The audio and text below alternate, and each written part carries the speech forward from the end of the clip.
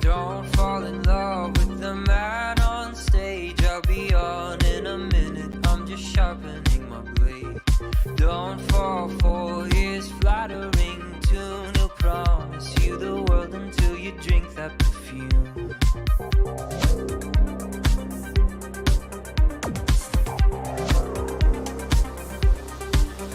It's a highway, highway to the door. And a neon Medusa's got your heart. Sweet canyon lullabies. Don't look straight into its eyes. It's a highway, highway to the door.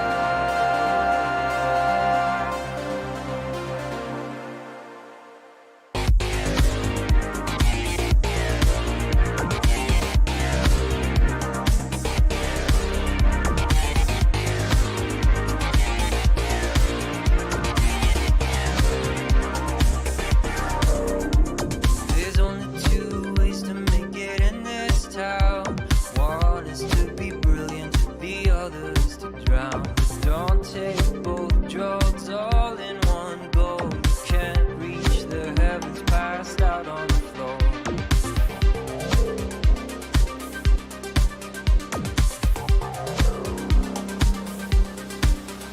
It's a highway, highway to the door.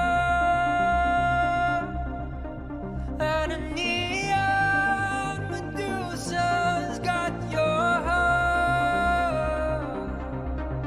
Sweet canyon lullabies.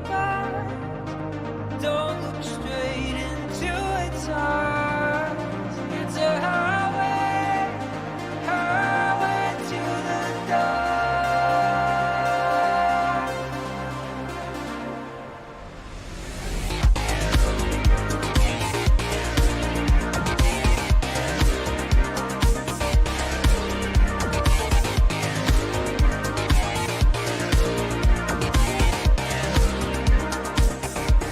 If your mama could see you now, if your mama could see you now, topless and upside down, the room spinning around.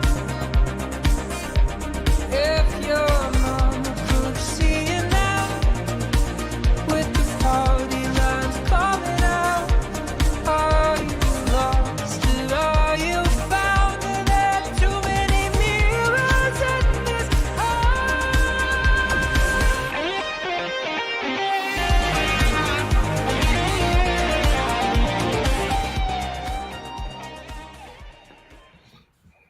Good evening, everyone. Good morning or good afternoon, depending on where you are.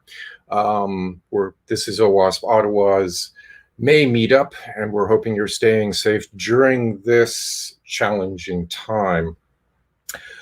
This month, if you're like me, motivation during a pandemic is an incredibly big challenge.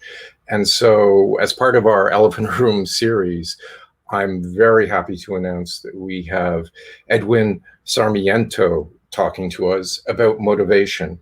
Now, Edwin has extensive experience as a Microsoft Data Platform MVP and as a Microsoft Certified Master. And he's been experienced in high availability, disaster recovery, and system infrastructures in the Microsoft realm. But he's also worked in DevOps in Docker and containerizing SQL servers.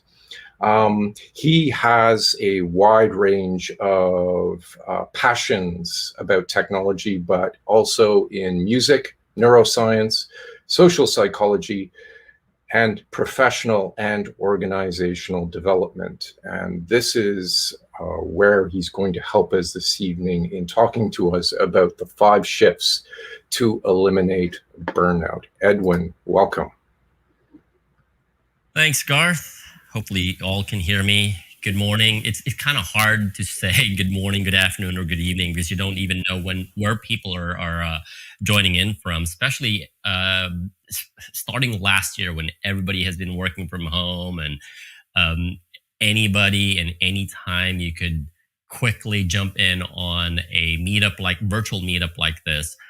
And what I've started seeing in my consulting practice, even before the pandemic, which is kind of interesting, is then when a client would bring me in, more often than not, it's the team that's suffering.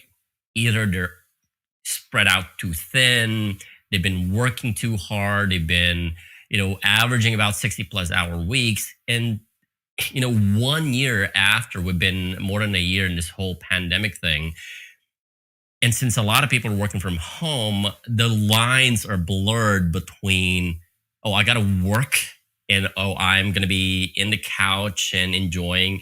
But then you have your phone with you and you're responding to tickets and email alerts. And next thing you know, you're spending an average about 12 or 14 hours in a day. And that's why I want to share with you my presentation for today.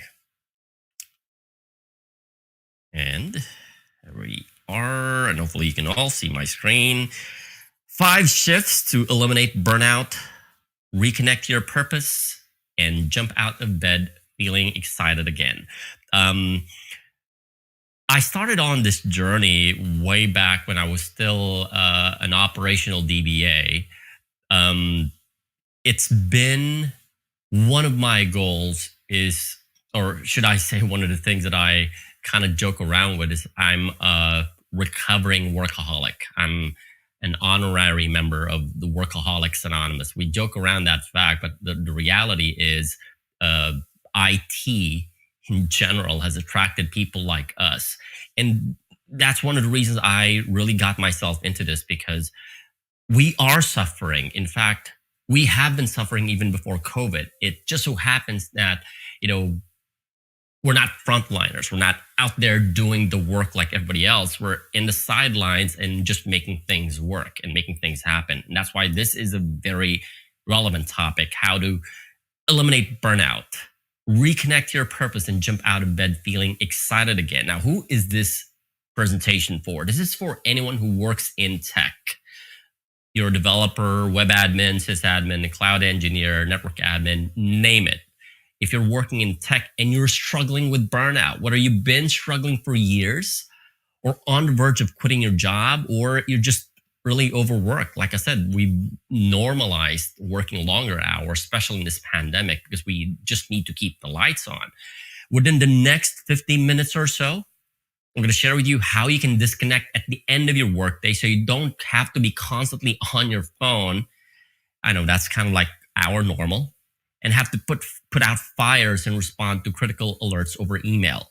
I'm going to share with you how to stop resenting your job so you can regain your passion, your joy, your enthusiasm, even if it feels like all you do is work and sleep. And, remember the time that you were on your first day in the job and you were so excited working in tech, doing the things that you love.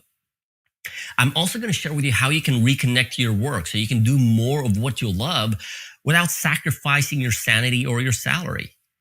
I'm also going to, again, this is huge, how to stop working 60-hour weeks so you can finally take real vacation days. Those days when you're not actually thinking about work, where you're not still on your phone and working. Because now even our weekends, our holidays, our vacation days, we can't go anywhere without our phones or without our laptops with us. How to eliminate overwhelm, have more energy, have more focus so that, even if you feel like you're trapped in the demanding work in IT. Okay. How to say, every time I get to this slide, I feel like, yes, finally, how to say goodbye to on-call assignments and avoid work during weekends and late nights. This was one of my main goals when I got into operations. Say, I don't want to do on-call anymore. No, I don't.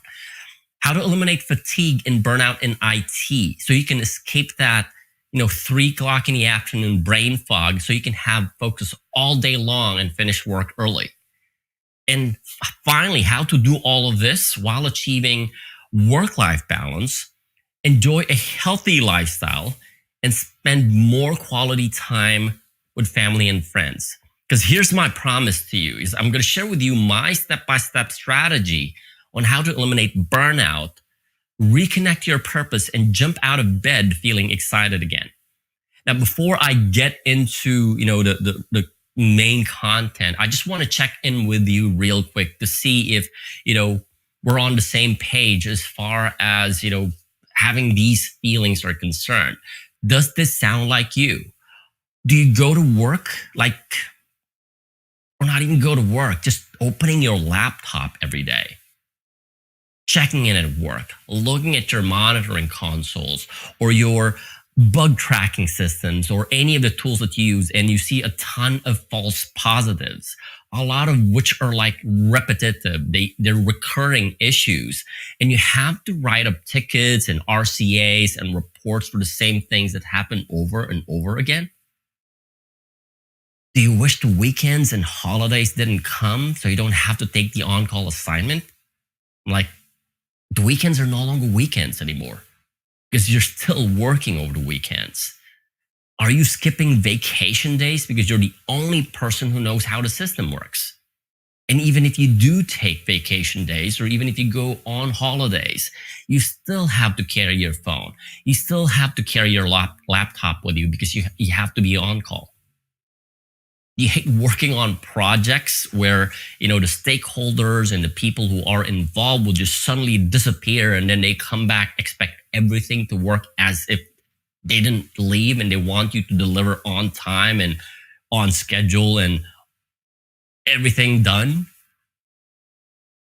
This is, for me, one of the things that I ended up doing. Did you focus on mastering a specific technology and you think, if I become a subject matter expert at this, you start believing that it can make your job a lot easier, only to find out you ended up working long hours, much longer than your colleagues and your teammates.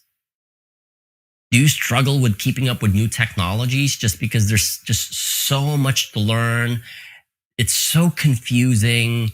You don't know where to start, and it's just overwhelming with all these new things coming at you. Do you secretly feel that you need to constantly prove yourself in your job, despite your technical expertise, your education, your experience? And finally, do you feel like you're trapped in a dead-end tech job with no escape?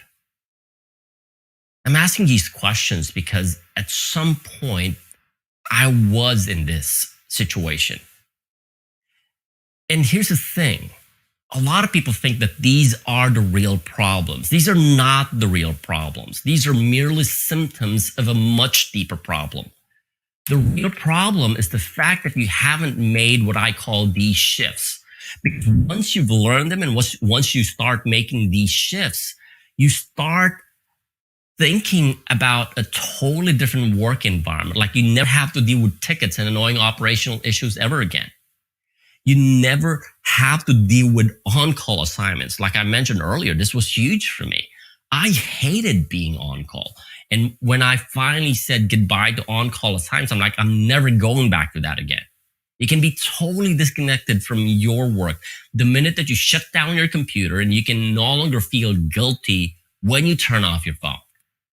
You can finally take real vacation days, undisturbed vacation days, where you can enjoy spending really quality time with your family and loved ones, again, undisturbed, and you can really enjoy, the time off from work. You can pick and choose the cool projects to work on, not the boring, not the repetitive, not the monotonous work, but those that get you super excited. Maybe get your hands on the latest and the greatest tech where you can play around with them and you're making a difference. You can get more work done without having to spend more time working. you will realize that the dead end job crap was never there in the first place. And you can create your ideal job and career much faster than you can imagine. And finally, you can experience your ideal lifestyle, enjoying the quality of life that you've always wanted for yourself and for your family. Now, you might be thinking, wait a second, what is this guy talking about? This is my reality. I've been in operation. I've been doing this, 15-hour days is normal and I'm tired. That was my story. That was me more than a decade ago. I've had the opportunity to work in not just the most challenging industries, but also the most challenging countries. I spent like 3.5 years in Singapore working for a Japanese company. And you know how it is. You mix Singapore and Japan in IT, you know what it feels like. And to a point where one day I just had to take myself to the doctor because I felt like I'm going to crash and fall flat on my face. And the doctor said, you just need to get some rest. And I knew there was something better. I knew that I've held different, worn different hats in IT. Was a developer at one point, was a data center engineer. But then I realized I know there's something better. I know there's something, beyond what I'm doing day in and day out. I went into IT because I love technology. I love doing, working on the latest and the greatest. But then it doesn't have to be a grind. And throughout my journey, that's when I started realizing that, hey, if some people are actually making it huge and they're not killing themselves working, maybe there's something out there for me that I needed to learn. And so I reached out to my contacts. I reached out to the people that have, lived the ideal lifestyle that I've always wanted. In the past, I never imagined that you could be traveling the world and still working regardless of where you are and, enjoy life. But that's part of what I'm going to share with you today about these 5 shifts. Once in my case, once I discovered the 5 shifts, that's when I started shifting and moving away from that kind of lifestyle to a point where I get excited to work on, my customers' environments, to work on the toughest problems and challenges. But at the same time, I know how to enjoy life in my own terms. The first one, which is counterintuitive, is to put yourself first. If you've been traveling, in the past, when everybody else is traveling, on flights, one of the most, a lot of people don't actually listen to it, but one of the safety announcements that they make is when the oxygen mask drops, put it on first before helping somebody else or before assisting somebody else. And this is true, especially in working in IT. The reality is working in IT has certain job expectations. You signed your employment contract, you read your job responsibilities, you know for a fact that, hey, on-call assignments are a thing. And you're signing an employment contract that says, oh, you should be fine when somebody calls you at 3:00 in the morning, or if we want to do maintenance windows over the weekend, or we have to release code after 5 p.m., of course, regardless of where you are, it's always 5 p.m. somewhere, whether it's 3:00 in the morning, your time. And part of that is working long hours. Sure, we need to get the project rolled out tomorrow or next weekend. And we're not even talking about crunch time. This is our normal, to a point where even trying to find your free time to learn the new tech, I need to learn, Azure, AWS, GCP, Kubernetes, and all of these things, mind you, on your own free time. And these are expectations that have been set when you sign that job employment contract or working on that project. And everybody working in IT tells you the exact same thing. Suck it up. This is what's required. You got to put in the work. And these expectations have become unrealistic. When you go back to the list of responsibilities that you've had when you first started, maybe you had like 10 items in your task list. 5 months, 1 year later, now you have 25. The thing is, your workloads have become unmanageable. We all still have the same 24 hours in a day. I didn't get the memo that everybody's going to be, taking in an additional 12 hours within their workday. And our workloads have become unmanageable. And, a common joke in IT is, oh, we needed that yesterday. Oh, this project is already delayed. We needed this rolled out in production last week. So we're looking at very tight deadlines. And this has also created what I call a toxic productivity-focused work environment, to a point where everybody is being measured in terms of how much hours you put in work.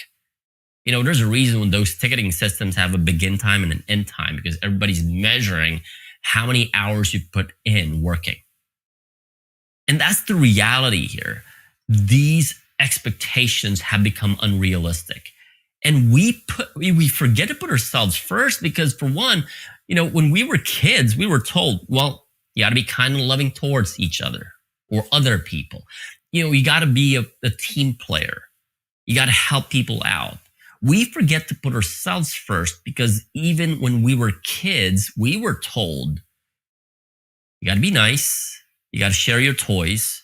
And we've taken on this way of thinking when we joined the workforce, until 10, 20 years later, we're still thinking about our teammates instead of thinking about ourselves, because we believe that it's selfish if we don't care for others. Here's the reality. Your job is a direct reflection of how you treat yourself.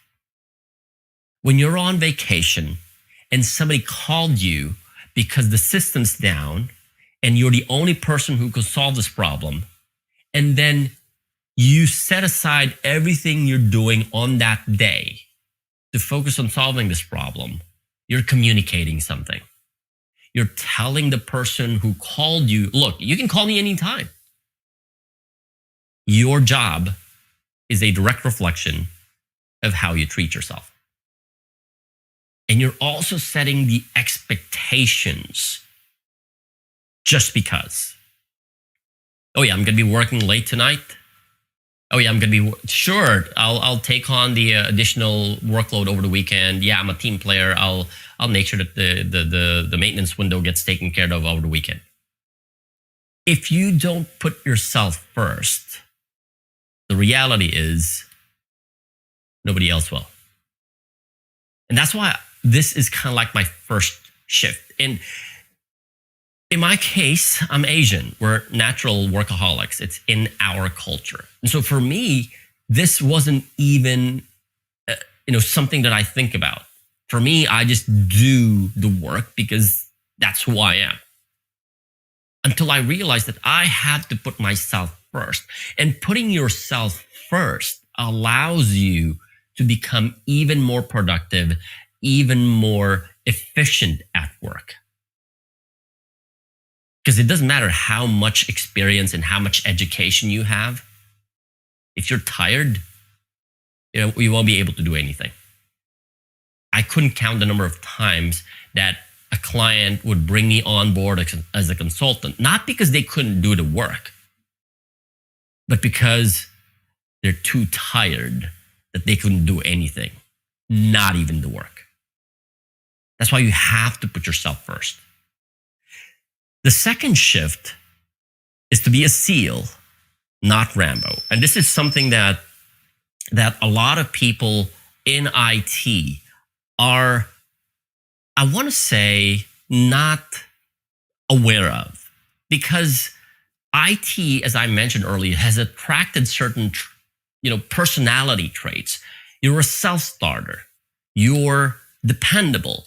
You're a problem solver. There's a reason why you built your very first PC when you were a kid or when you were in high school.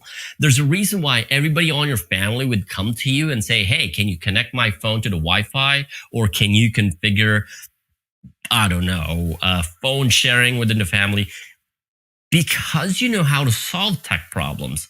You're attracted in this industry, in this field, because you know you can solve any technical problem. You're adaptable, you're persistent, and you like to do it yourself. In fact, I usually tell my customers, the term workaround started in IT. We work around our limitations so that we can solve a problem. Whether it's a code that, you put together from somebody's GitHub repo or a script from Stack Overflow, and then you decided, yeah, this is something that I'll come up with my own and then deploy it in production. Of course, hopefully it's being QA'd. But the idea is there's a reason why you work in IT. You're all of this. And these are the traits that make you a perfect fit for working in tech. Not everyone can make it in tech. If you're working in this field, you have what it takes. You are a perfect fit for this. But here's the thing. There are also the reasons why IT professionals are overwhelmed, they're exhausted, they're overworked, and burnt out. Because we think like this guy, John Rambo. We think, oh, I have to do it. Because if I don't do it, it's not going to get done. Oh, I need to do the research. I need to do the work. I need to put in the time and the hours. In my work back then as an operational DBA, we usually call us the superhero tech guy. He's the one that solves all of the problems most of the time. He's the one who gets called in all of the time. And why not? We feel good about the fact that we're the go-to person. We feel good about the fact that we solve problems. Like I said, we're dependable. We're problem solvers. It's an ego boost. But here's the thing. Doing it alone is not better. In fact, it's usually the people who do it alone or do everything on their own are the ones who burn out the quickest. It's when you start doing everything on your own, thinking you can figure things out on your own, is when you burn out the quickest. The best way to deal with this is to leverage a team like the Navy SEALs. If you look at, the Navy SEALs, these are a group of people with, team members that have specific technical expertise. And what they do is they rely on each other to accomplish a mission, to accomplish a goal. Leveraging a team allows you to capitalize on other people's skills and experiences. Maybe Tim from that cubicle over there has already worked on a specific technology in the past. Or maybe Andrew on the other team or the other department may have a directory or a GitHub repo of the scripts and the tools that he's used in the past. Might as well leverage those. It also creates a sense of teamwork, knowing that everyone on the team contributes to the task. What a lot of people think, I can't ask those guys because they don't know what I'm doing. Or I cannot ask those people over there because I'm the only one who knows how this whole thing works and everybody depends on me. But what if you start asking them just questions and learning more about their experiences, their background, their technical expertise, because this develops your leadership skills. And, we all know that leadership skills and having the skills to lead people can open opportunities for career growth, maybe for promotion or, having that next salary increase, or maybe even jumping at the opportunity to land your dream job at another company. The thing is, leadership has nothing to do with title, has nothing to do with your role. It has everything to do with influence. If you can influence someone, it means you have the leadership skill. For me, this is the most important reason. I don't have to do everything on my own. I may be workaholic, but I try and avoid doing everything on my own. It's the benefit of leveraging a team and leveraging other people's skills. Be a SEAL, not Rambo. I remember one of the projects that I worked with a couple of years ago. My official job title is really a database administrator, but because I was the only person who knows how this entire platform works from start to finish, from the web front end servers, the middle tier, and the back end database, I happen to be the point person for this. And I can't really rely on my team because they're not even familiar with this technology. And I asked myself, who can I leverage? Who can I tap? What I did was I started reaching out to my client's team. They've got the server admins, the web developers, the application developers, the network guys. These are the people that I leveraged. Sure, I can still do the work, but I don't want to kill myself doing all of these things. So what I did was I started reaching out to them and asked for help to get the whole project going. We managed to finish the project on time, on budget.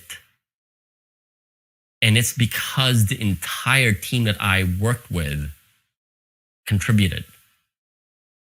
It's all about that. Now, I know you might be thinking, well, wait a second, I'm the only person in the company. I'm the only IT person here. I'm a one-man IT show. I don't have anybody to depend on. I don't have any teammates to rely on. Well, you can reach out to people outside of your company. Could be a consultant, could be a managed service provider. It could be, a colleague or an ex-colleague, a friend. You have that opportunity, especially nowadays with the internet. It's as easy as reaching out to somebody on LinkedIn, on Twitter, on social media.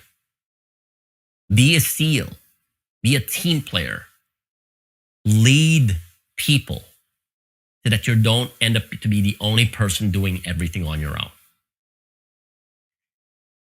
The third one is what I call the secret weapon, my secret weapon. And I call this the map. No, not your Google Maps, not the map on your phone, not the GPS map on your car. I call this the menial automation protocol. It is my approach to getting more done in less time, because I certainly don't want to be working. Well, two things. Number one, I hate doing the same thing over and over again. It becomes boring. I don't like doing the same thing over and over again. And this prevents me from working too hard and burning out. Didn't I mention that I get more things done in less time? This allows you to do the work of many people without having to put in additional time. And the way we did this in the past was you're given a task, you evaluate the task, and then you put it on your to-do list. Once you have that item on your to-do list, you start working on the task. Depending on your expertise, your technical capabilities, you either finish the task today, maybe tomorrow, maybe next week, or next month, but you still have to complete the task. If you didn't complete the task, it's something that you take with you throughout the week, throughout the month. And of course, you track your time. One of the reasons why those ticketing systems have this start and end time is because you want to make sure that if, either your boss, your manager starts asking you, hey, can you estimate how long this particular task would take? You have an idea so that you don't end up rushing the work because you've miscalculated the amount of time it takes to finish the task. You track your time, and then once that's done, you wait for a new task or get assigned the same task over and over and over again. The reality is your responsibilities, your tasks, your to-do list will keep growing. That's just the nature of the business. If you were supporting one system today, you're going to be supporting 5 systems next year. You're going to be doing more work. But we only have 24 hours in a day. So how is that even possible? Doing it the old way does not guarantee to reduce your workload. In fact, the more systems and more applications you support, the more work that you need to do. Don't you realize that you're actually doing more work today than you did when you first started in your job? You're doing more. Whether it's doing more of the same things or just doing more. But we're not adding more hours in the day. And that's why I came up with this strategy. Here's how I do it. I do the repetitive work. I will have to do it anyway. There's no escaping the boring, monotonous, repetitive work. So I have to do it anyway. I'll do the work and then I'll evaluate. I'll look at the task. Is this something that I'll be doing every day, every week, every month, or every quarter? If it is something that I'll be doing on a regular basis, and of course, especially if it's something that's boring, I'll evaluate the task. I'll look at the task and say, hey, how much of this can I automate? Maybe I can automate 50%, or maybe 70%, or maybe I can automate the entire thing. Once I automate that, then I will put it on an automated schedule and let it do its thing. It still needs to be done anyway, but I don't want to do it. I'll just let my scripts do it. This strategy allows you to do the work of multiple engineers without having to do more work. This is productivity and efficiency and effectiveness at its finest. You can get more work done without having to do the work of more people. It's just like, I could do the work of 5 engineers without having to work 5 times harder.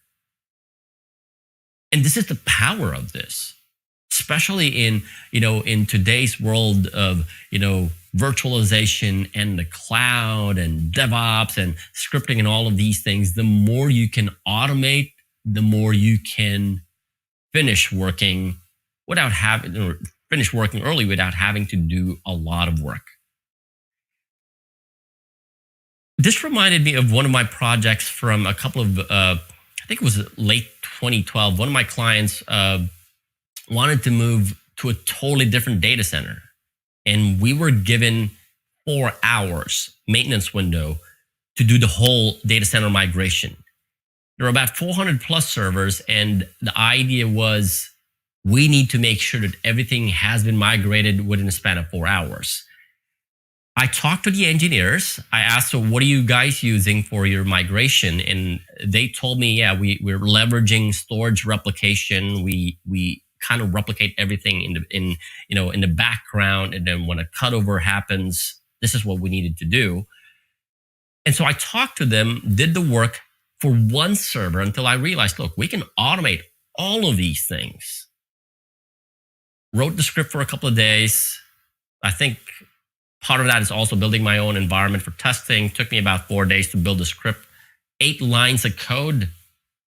45 minutes later, after running the code in production, we've cut over to the new data center environment. They gave us 4 hours maintenance window. We did the work in 45 minutes. That's the power of automating your work. Let's do a quick recap. We talked about putting yourself first. We talked about leveraging a team. We've talked about automating your tasks. The 4th shift has something to do with tackling tech triage. This is something that our friends from the medical field has taught us. It's the act of triage. Of course, in their case, it's really a life and death situation. When somebody comes into the emergency room, it is literally a life and death situation. So they need to learn the skill of how to properly triage the influx of work that they have to deal with. Now, I can understand, IT, we really don't have to deal with life and death situations unless, of course, you're the IT person responsible for ER systems or 911 systems. But understanding and learning how to triage is key so that you don't overwhelm yourself and work on so many different things at the same time. Because here's the thing, you may have the skills to do your task and solve issues. You may have the expertise, the experience, but I can guarantee you, you don't have all the time in the world. You cannot do everything every time. You cannot do all of the things all the time. And that's why this skill is really, really important. Because not all tasks are created equal. Sure, you may have your own definition of what critical, what is important, what is business savvy. And this is something that you have to really, a quick second there.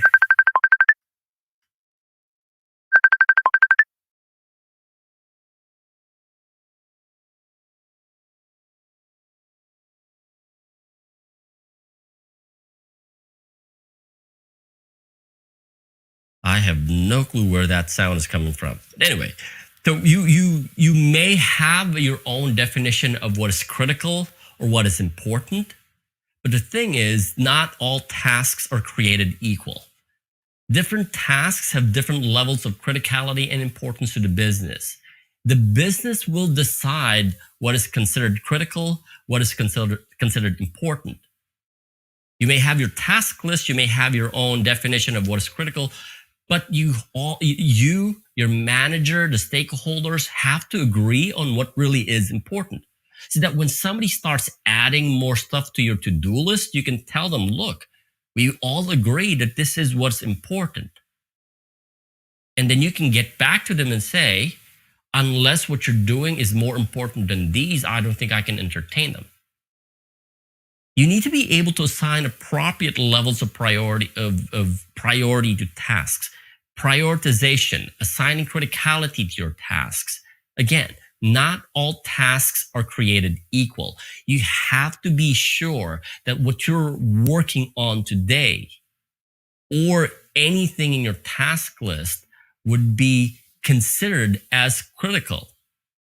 Of course, in some cases, you may be working on something that could lead to something that could eventually be critical. But the idea is you need to be able to assign criticality on your tasks and work on the most important things first. You have to deal with them accordingly. Just like people working on in the ER, they have to assess when a case comes in, when a patient comes in, they have to understand, is this something that can wait for the next couple of minutes? This something that can wait for the next couple of hours? And then deal with the cases accordingly. We can learn from our friends from the medical profession, where you could start understanding every task that comes to you and start analyzing whether or not this is something that's critical. Again, it's maybe totally different from what your definition of critical is. It could be something different from what the business considers to be critical, but you have to come to an agreement of what is considered important, what is considered critical. The fifth one is invest in mentoring. This is something that I wished I've learned early on. I didn't have a computer science degree. I didn't have a computer science education or anything computer related. I had a totally different background. And so I figured if I can learn this thing on my own, I can learn anything on my own. But the reality is, you can learn anything and everything that is available. I know for a fact that way back when the internet was not even a thing, we had books and DVDs and CDs of all the documentation. But now the internet has opened up opportunities for us to start learning more and reaching out to people and reading stuff and watching videos. But learning is really not enough, because you can memorize everything that Wikipedia has, and you could read all of the documentation from the vendors. That's not enough, because the only thing that guarantees results is taking action. I know so many people who have multiple degrees, multiple certifications, but they couldn't do a thing. They couldn't prove their skill.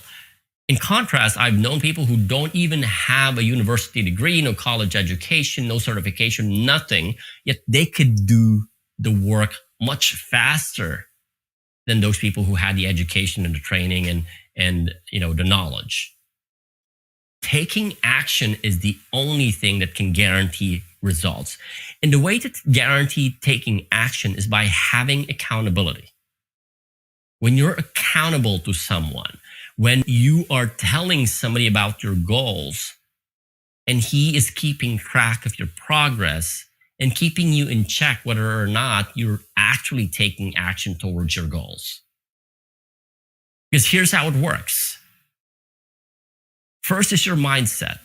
You have things about what you believe is possible, about your experiences, about your culture. One of the things that I've learned in the earlier days of me working in tech was, in order for me to get ahead, I need to be somebody who works harder than everybody else. I have to outwork everybody. I have to outperform everybody. And that's the only way to get ahead. One of the things that I've taken on when I first started working in IT is, I have to be on call. It's quote unquote part of the job. So I'll just take it as it is. Not realizing that there are a lot of people working in tech who don't have to be on call. And that took me years to realize that I need to shift my way of thinking when it comes to my approach to work. I don't have to work as hard as everybody else, yet I can still do more than the people who are working harder than I am. But it all starts with changing your way of thinking, the quality of your ideas. I never knew that I don't have to be on call. I never knew that I could be working from home in 2006. I've been working from home since 2006. People today are struggling with the fact that, hey, we're working from home. Even IT. A lot of people working in IT are struggling with the fact that you can work from home. They still want to go to the office. There's nothing wrong with that. But the thing is, the world is changing. And so you also need to change your way of thinking about what used to work and what doesn't work. And then your actions. Like I said, it doesn't matter if you know so many things. It doesn't matter if you're educated, you have the degrees, the certifications. The only thing that guarantees results is taking action. It's what you actually do. It's like saying, I know how to do 1,000 push-ups and, pull-ups, but you never do one. There's a big difference between knowing and doing. Changing your way of thinking, changing and coming up with ideas from people who have done whatever it is that you want to do, and then taking action. Because taking action is what leads to results. Well, some people would like to collect as much information as they can. I know, I used to do that. I would collect as much information as I can, bookmark every page, and make sure I'll go back and read it again until the bookmarks are no longer valid because they're too old. And now I never bothered going back and reading the information again. It's all about taking action, and those are the ones that lead to outcomes. And to change your outcome, you need to start changing your mindset. You have to start changing the way you think about what's possible, and you have to start taking action. We need a new way of thinking, a new mindset, a new plan of action, and most importantly, accountability. I'm sure some of you who made a decision, hey, I want to work out, I want to be fit, I want to be healthy. I'm sure if you only did it yourself, it's a lot more challenging than when you're doing it with, a workout buddy or a group of friends to work out with. And that's the power of accountability. That's why you need a mentor. Like I said, if this is something that I should have done way back when I started working in IT. I was talking to a former colleague, and he said, I'm working with somebody today, and he's 29? And man, he's way ahead of me. And my former colleague's about 30 plus, no, not 30, almost 40 plus. And he was saying, this guy was way ahead of me. And the only difference between him and me is the fact that he's got somebody guiding him through the process, while here I am doing things on my own. Despite the fact that he's got more expertise, he's got more capabilities and skills and experience, this guy was way ahead of him. Difference, he's got a guide. Somebody who has been through the same path that he wanted to go through. This guy is making it easy for him to achieve those goals. Now, today I promised how to disconnect at the end of your workday. So you're not constantly on your phone, having to put out fires and respond to critical alerts over email. How to stop resenting your job so you can start working on, the things that get you excited, those things that are fun and not the boring, monotonous work. How to reconnect to your work so you can do more of what you love without sacrificing your sanity or your salary. How to stop working long work days, 60 plus hour weeks. I can't believe that we've normalized this in IT. So you can finally take real vacation days and enjoy them. Not just be away from work, but to be in the moment, enjoying the time that you are away from work so that you can be refreshed and recharged. That's the word I was looking for. How to eliminate overwhelm, have more energy and focus when it feels like you're trapped in a demanding work in tech. How to say goodbye to on-call assignments and avoid working late hours, weekends, being woken up at 3 o'clock in the morning. I don't really understand why the alerts always have to come in at 3 o'clock in the morning. I don't know. How to eliminate fatigue and burnout in IT so you can escape that brain fog, have focus all day long so you can finish your work early. And finally, how to do all of this while achieving work-life balance, enjoy a healthy lifestyle, and spend quality time with family and friends. For me, this is the ultimate goal. I mean, what's the point of pursuing something when we're sacrificing having the kind of lifestyle that we wanted? This is the ultimate goal. And I've shared with you what I call the 5 shifts that you need so you can win. Yourself first, leveraging a team, using the secret weapon, which is automation, tackling tech triage, and investing in mentoring. The thing is, now you have a choice.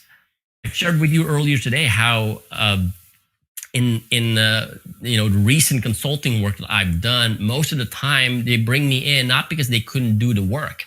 They bring me in because they're so tired they couldn't do anything. That their people are exhausted and tired. They have the skills, they have the technical capabilities, they have the experience, yet they cannot do the work because they're tired. I don't know about you, but the reality is, even if you're the best in the world at what you do, when you're tired, you won't be able to do anything.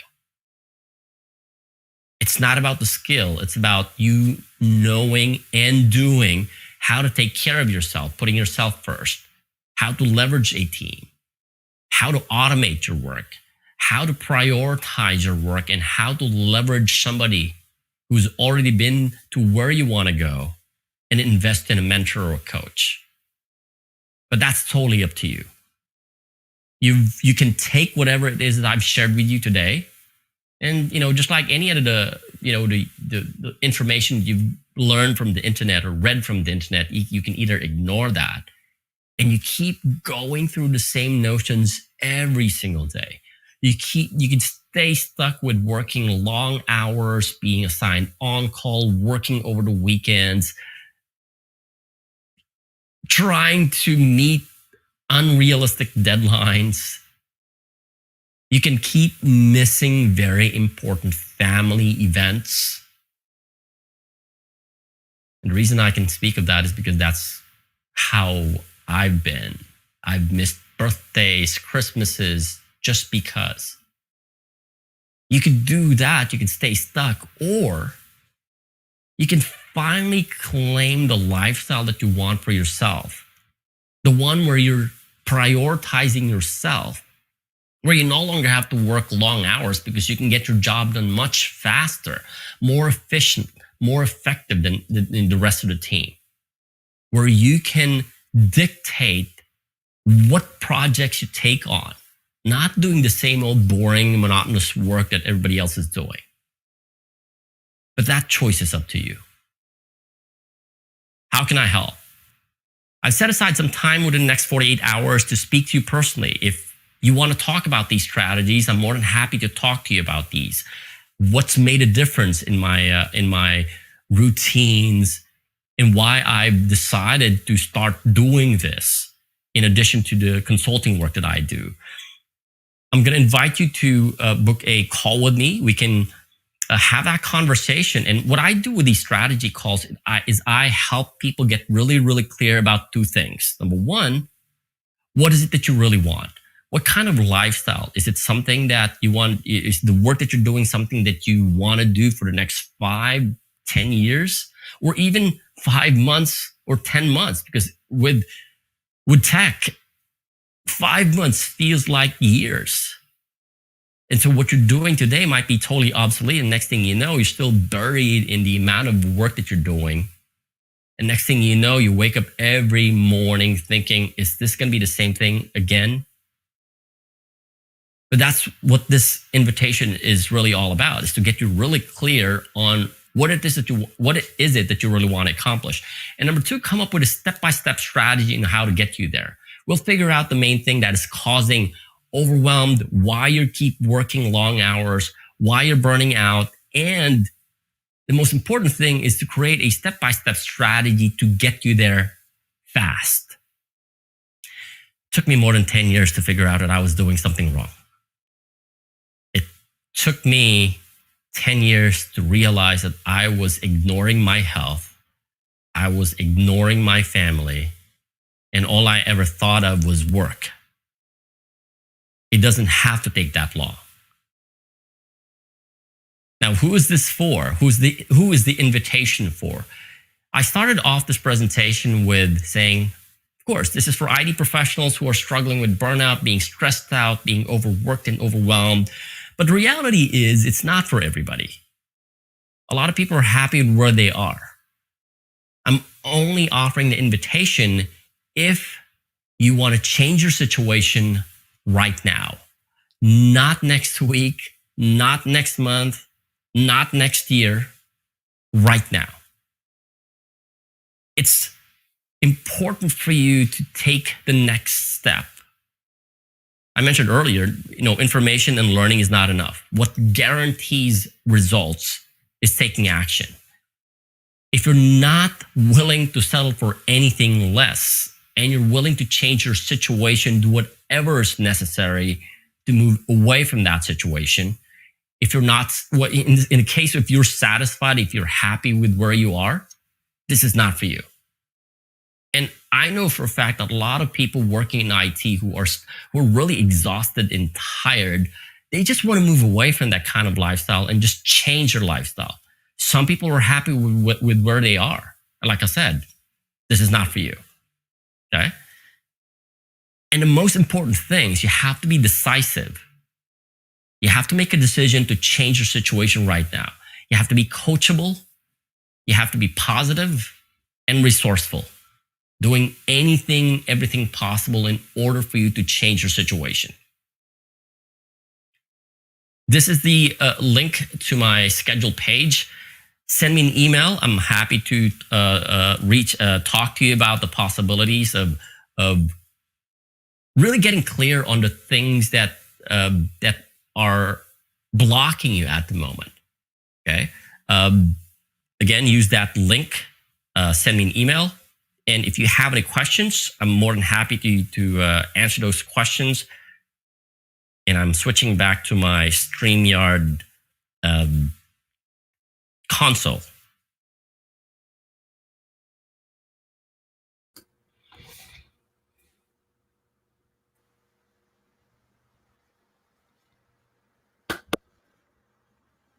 Excellent.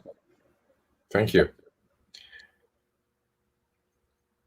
I'll just quickly check to see if there are questions in the chat, but while I'm waiting, I'm not sure if you can hear me well enough. Yeah, I can hear you. Awesome. You are a consultant, correct? Mm-hmm. What challenges did you face between consulting and full-time employment in terms of Your audio is cutting off. I don't know if that's on my end. Mm-hmm. How about now? Now it's better. Cross fingers. So, you're a consultant, and I'm wondering how the 5 shifts change, or if they change at all, between being a consultant and full-time employment. That's a really interesting question because I learned this when I was still a full-time employee. Interestingly, even when I was working as a developer or data center engineer or as a consultant for one of a managed services provider, I never really saw myself as a full-time employee. I saw myself as a consultant. Even when I was working in operations, I saw myself as a consultant. And that was when it clicked that in order for me to really provide value for both my employer, their clients, I needed to see myself as a consultant. And that's, like I said, that's where the shift came in. Now, going back to your question, did it make any difference? I started embracing the 5 shifts even before I started going independent. And that made the transition really easy for me because I was already doing it in the first place. In fact, before they moved me into the consulting role, I was already doing consulting work as an operational guy. I did not have the title. I did not have the fancy business cards that said you were now a consultant, but everybody was giving me consulting work. And so the 5 shifts have been there. I've learned about the 5 shifts even before I started doing consulting work. And that made the whole transition very easy.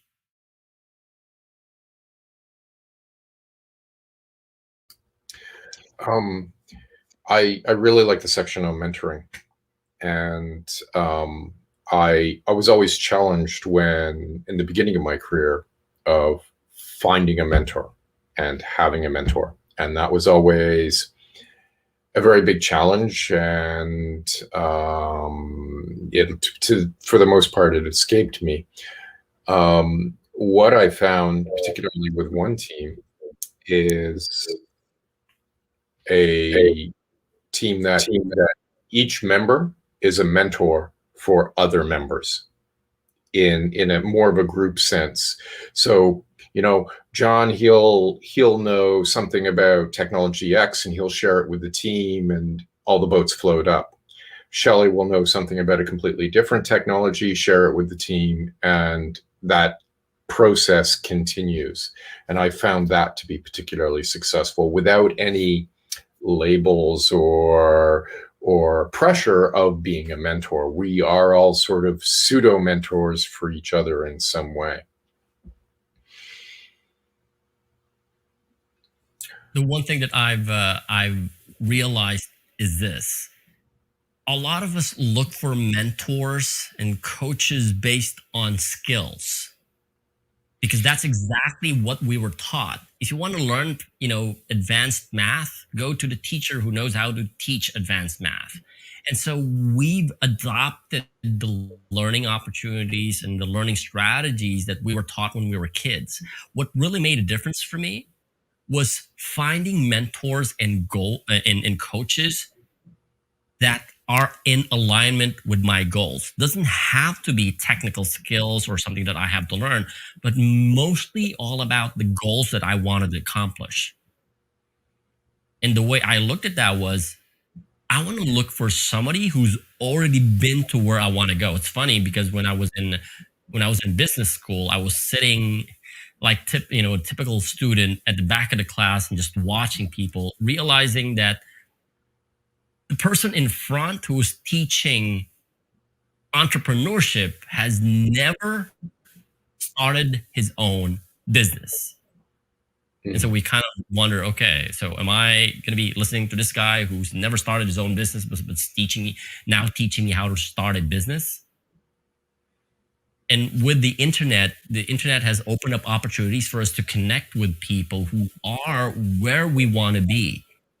And that's why part of that is really being clear, getting clarity on what is it that you want to accomplish? What are your goals? And it's interesting because whenever I invite people to strategy calls, they know exactly what they don't want.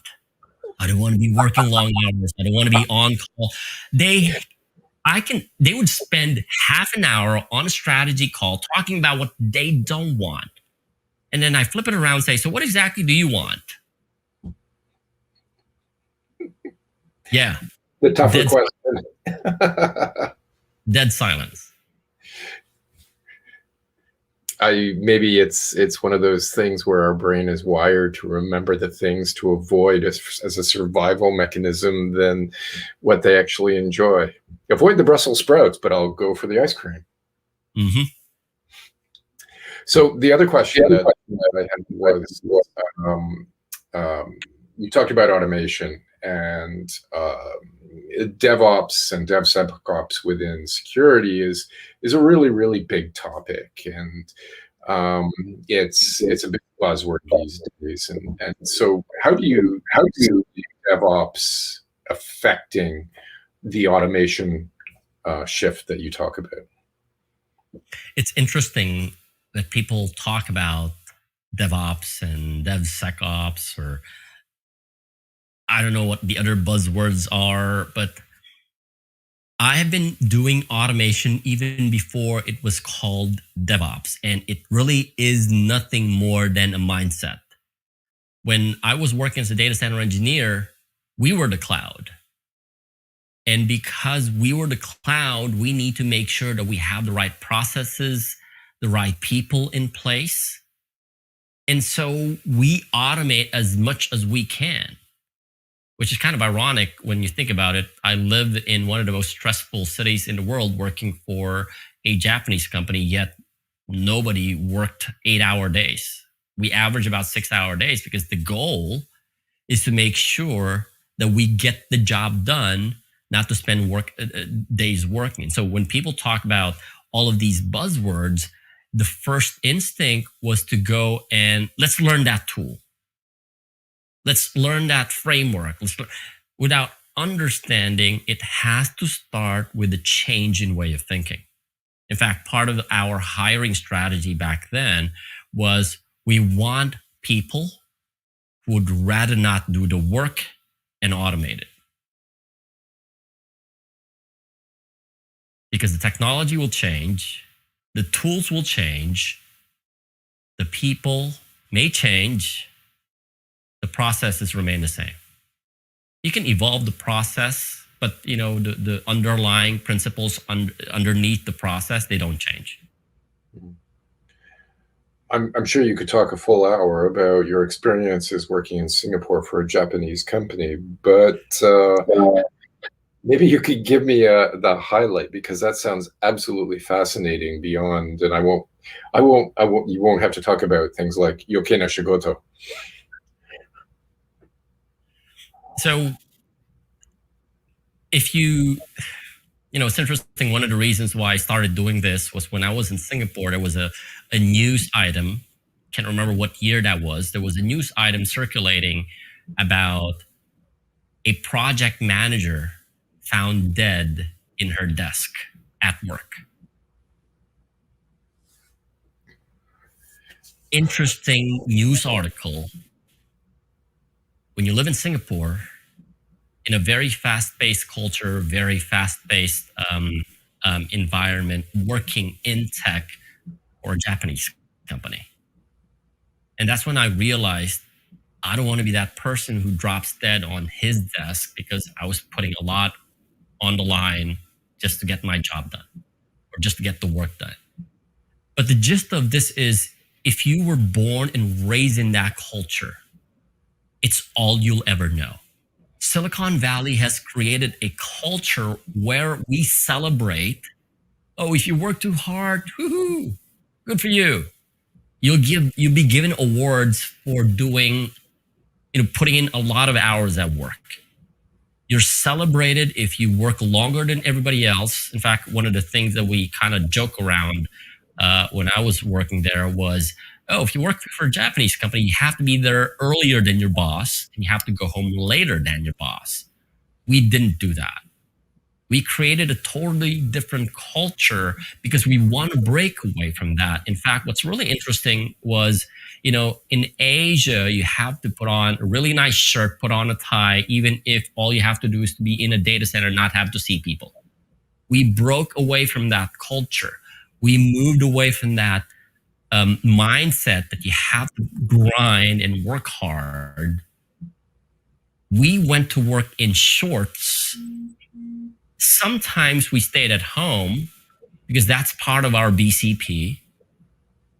And we were the top or the most profitable business unit in the whole region. I'm not talking about the country, the whole region for 3 straight years. Mm. It has to start with the way of thinking. And you have to change some of the beliefs that you've had. Again, Silicon Valley has attracted people like us and built that culture. Everybody talks about, yeah, you're in IT, you got to figure it out, you got to work harder than everybody else. And yeah, pizza and beer comes with that. Oh, and yeah, we're giving you free ping pong and pool tables and free meals. There's a reason why it is. But we embraced it and we don't know any better.